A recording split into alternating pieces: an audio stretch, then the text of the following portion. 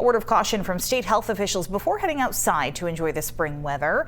May is Lyme Disease Awareness Month. It's a time to protect yourself and your pet against Lyme and certainly other diseases. The Maine CDC reporting now 316 cases of Lyme disease so far this year, as the state comes off a record year for Lyme with nearly 3,000 cases in 2023. Studies are also underway tracking migrating ticks and potential new treatments on the horizon. Here's News Center Maine's Vivian Lee. Now, experts here at Maine Health's Institute for Research say it's tough to predict if we're on track for another record-breaking year for Lyme disease cases.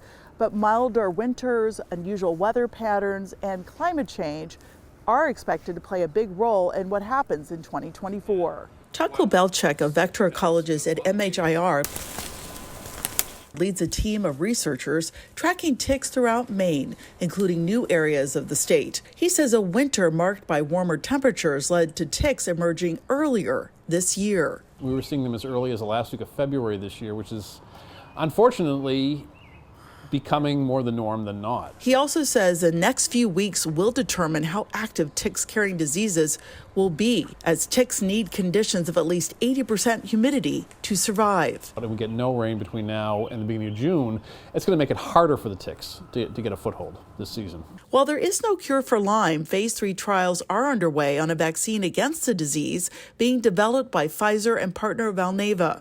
Dr. Rob Smith, an infectious disease specialist and the director of the MHIR Vector-Borne Disease Lab, is assisting with the vaccine's trial site at Penn Bay Medical Center in Rockport. The vaccine, which targets Lyme but not other tick-borne diseases, could hit the market in a few years. The trials are looking both at protectiveness for kids and also for adults, and they're looking at the booster question. Nymphs, the third stage of a tick's life cycle, account for more than 60% of tick-borne diseases. They show up in May, peaking in late June to July. They're so small, they look like moving poppy seeds and are difficult to spot on the body. If they remain undetected, these ticks will have more time to transmit pathogens.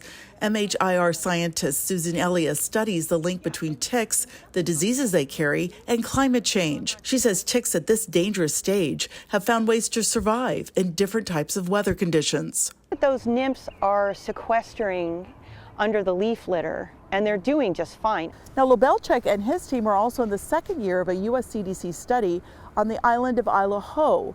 And what they're doing is they're treating deer and field mice with antiparasitic medication to see if it will bring down tick numbers over time.